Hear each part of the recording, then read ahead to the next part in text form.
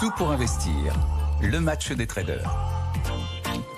Notre duo ce matin, c'est d'une part Mathieu Serron, trader et fondateur de Galileo Trading, et Dorian Abadi, analyste au PCVM et bourse chez Meilleur Taux. Bonjour à tous les deux. Bonjour Lorraine. Bonjour à tous. Mathieu, on va démarrer avec vous. Étienne était en train de nous faire l'état des lieux de notre CAC 40, pas tout à fait bousculé par les annonces d'hier, toujours dans le rouge, un peu à la peine. Qu'est-ce qu'il faut attendre de cette journée sur les marchés en attendant 14h30 et les chiffres fatidiques de l'emploi américain?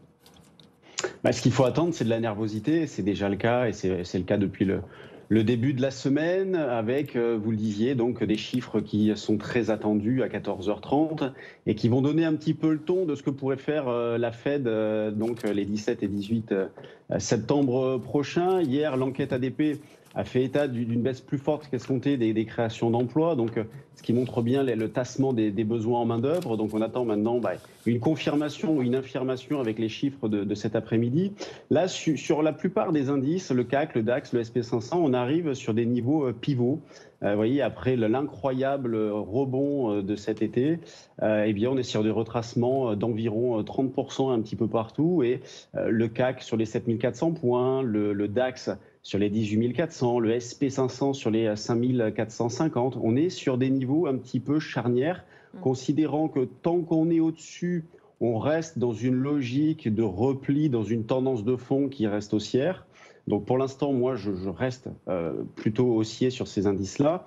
Si on vient à casser ces niveaux-là, on entrerait dans des zones d'attraction baissière. Alors là, estimer le potentiel, c'est très compliqué. Tout dépend de ce qui va être annoncé déjà cet après-midi et puis la semaine prochaine avec la BCE, la semaine d'après avec la Fed. De toute façon, on attend toujours quelque chose. Donc c'est pour ça qu'à un moment donné, il faut élaborer un plan. Moi, le mien, il est clair, il est net. C'est on arrive sur des niveaux pivots, je prends des décisions de gestion. Alors après, j'ai bien conscience des enjeux à venir, donc je le fais plutôt via des calls, via des options, en achetant des calls. Bien que la volatilité est fortement augmentée, on est sur un VIX aux États-Unis autour des 20%, donc ce qui est assez élevé, mais je privilégie les achats de call dans ces zones-là, donc je l'ai fait ce matin aussi bien sur le CAC que sur le DAX. Après, sur du très court terme, on peut s'amuser, entre guillemets, à travailler à la vente. Sur le CAC, on arrive d'ailleurs là sur une petite résistance à 7440, mais vraiment pour accumuler de petits écarts en attendant les annonces de cet après-midi. Mathieu Serron. Dorian Abadi, est-ce que vous aussi vous vous amusez un petit peu aujourd'hui ? Bonjour Lorraine, bonjour à tous. Effectivement, on est sur une séance nerveuse et dans un climat relativement inquiet. Alors, il y a plusieurs niveaux techniques dans ce contexte-là que l'on surveille chez Meilleur Taux Placement.